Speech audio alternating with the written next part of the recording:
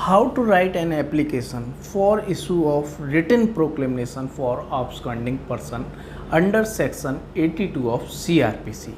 धारा 82 के अंतर्गत फरार व्यक्ति के लिए लिखित उद्घोषणा जारी कराए जाने हेतु प्रार्थना पत्र किस तरीके से लिखा जाए। नमस्कार दोस्तों, नमस्कार। मैं आपका दोस्त एडवोकेट अमित कबीर, आपका एक बार फिर से हमारे यूट्यूब चैनल आर्टिकल 32 में वेलकम है।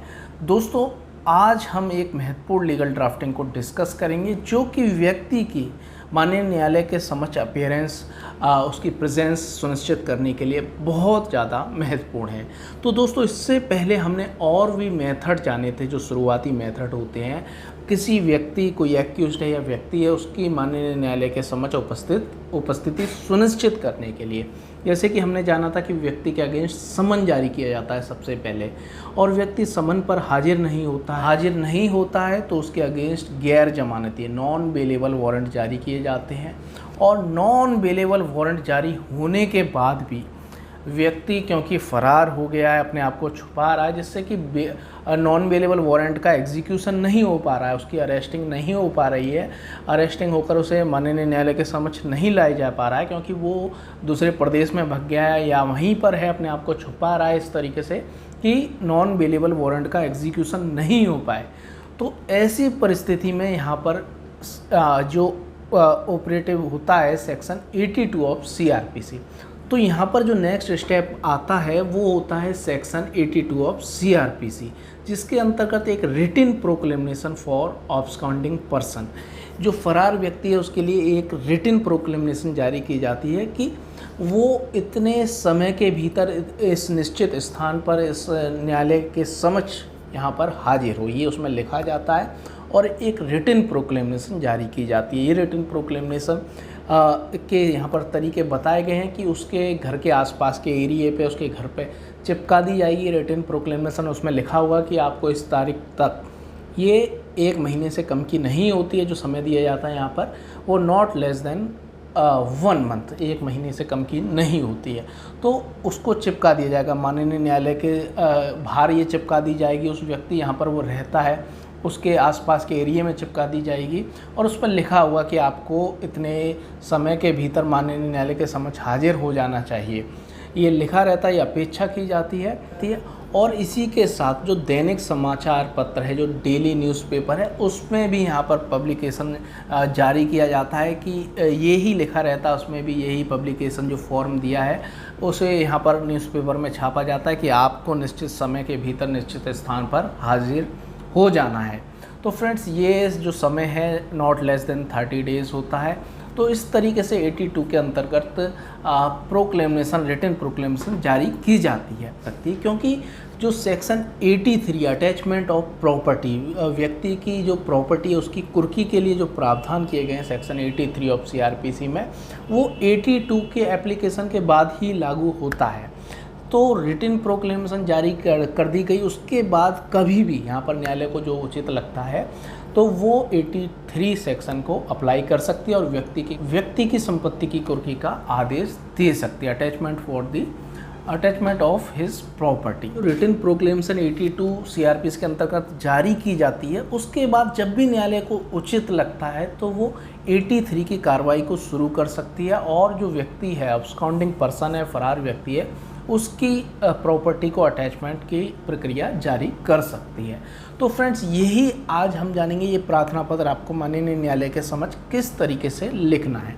तो फ्रेंड्स, हम देख लेते हैं। दोस्तों, आपको स्क्रीन पर यहाँ पर ड्राफ्टिंग दिखाई दे रही होगी। सबसे पहले आपको यहाँ पर न्यायालय का नाम डाल देना है, उसके बाद जो भी अपराध संख्या है वो आपको डाल देनी है और यहाँ केस का नाम, जैसे कि यहाँ पर सरकार बनाम XYZ ये लिखा है, वो डाल देना है। अंतर्गत धारा, जैसे कि हमने यहाँ पर जो भी अपराध की धाराएं हैं वो लिख देनी है। थाना हमारा अछनेरा और ज़िला आगरा है तो हमने यहाँ पर ये डाल दिया है। फॉर एग्जांपल के लिए हमने डाला है, जो आपका है वो आप यहाँ पर थाना यहाँ पर फिल करेंगे। फिर यहाँ से जो महत्वपूर्ण चीज़ है, क्योंकि ये ऊपर का फॉर्मेट तो लगभग सभी एप्लीकेशन में समान रहता है। अब आपको आना है विषय पर, सब्जेक्ट पर, और सब्जेक्ट में आपको लिखना है प्रार्थना पत्र वास्ते फरार व्यक्ति के अगेंस्ट धारा 82 के अंतर्गत लिखित उद्घोषणा जारी करने हेतु प्रार्थना पत्र। तो रिटन प्रोक्लेमेशन अंडर सेक्शन 82 के लिए ये प्रार्थना पत्र हम लिख रहे हैं। ये आपको विषय लिख देना है और यहाँ पर आपको लिखना है श्रीमान जी, प्रार्थी निम्नलिखित निवेदन करता है या करती है, जो भी है। पहला पॉइंट आप लिखेंगे यह है कि उपर्युक्त मामले में उक्त अभियुक्त संलिप्त है और उपर्युक्त मामले में माननीय न्यायालय द्वारा जारी किए गए समन की तामील अभियुक्त पर हो गई थी। जब समन जारी किए गए थे तब उस पर समन की तामील हो गई थी। तो ये आपके फैक्ट्स पर डिपेंड करता है। यदि आपके मामले में समन जारी किए गए और समन की तामील उस पर हो गई थी या जो रिपोर्ट आई थी उसने लेने से मना कर दिया था, तो वो भी समन की तामील है। तो समन की तामील अभियुक्त पर हो गई थी, परंतु उसके बाद वह माननीय न्यायालय के समक्ष जानबूझ के हाजिर नहीं हुआ था। उस पर नोटिस पहुंच गया था, फिर भी वो माननीय न्यायालय के समक्ष जानबूझ के हाजिर नहीं हुआ था। इसके बाद माननीय न्यायालय ने अभियुक्त की हाजिरी सुनिश्चित करने के लिए, अपने समक्ष हाजिरी सुनिश्चित करने के लिए उसके अगेंस्ट यहाँ पर बेलेबल वारंट जारी किए गए। उसके बाद गैर जमानती नॉन बेलेबल वारंट जारी किए, फिर भी जो अभियुक्त है वो हाजिर नहीं हुआ। अभियुक्त यहाँ पर फरार हो गया है और इसीलिए फ़रार हो गया क्योंकि जो नॉन बेलेबल वारंट है उसका एग्जीक्यूशन ना हो सके, न्यायालय की जो प्रक्रिया उसको बाधित किया जाए, तो इसलिए वो फ़रार हो गया, अपने आप को छुपा रहा है।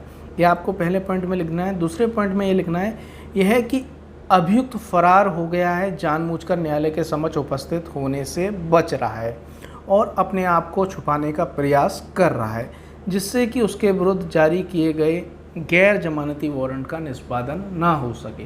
तो उसकी गिरफ्तारी ना हो सके क्योंकि गैर जमानती वारंट में क्या है, पुलिस उसको अरेस्ट करके माननीय न्यायालय के समक्ष लेकर जाएगी।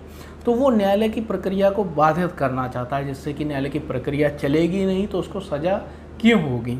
तो ये आपको लिख देना। तीसरे पॉइंट में आपको लिखना है यह है कि उपयुक्त तथ्यों को दृष्टि में रखते हुए अभियुक्त की माननीय न्यायालय में न्यायालय के समक्ष हाजिरी सुनिश्चित करने के लिए, अभियुक्त की हाजिरी सुनिश्चित करने के लिए माननीय न्यायालय द्वारा धारा 82 के अंतर्गत निर्दिष्ट स्थान व समय पर उपस्थित होने की अपेक्षा करते हुए एक लिखित उद्घोषणा जारी किया जाना न्यायहित में अति आवश्यक है।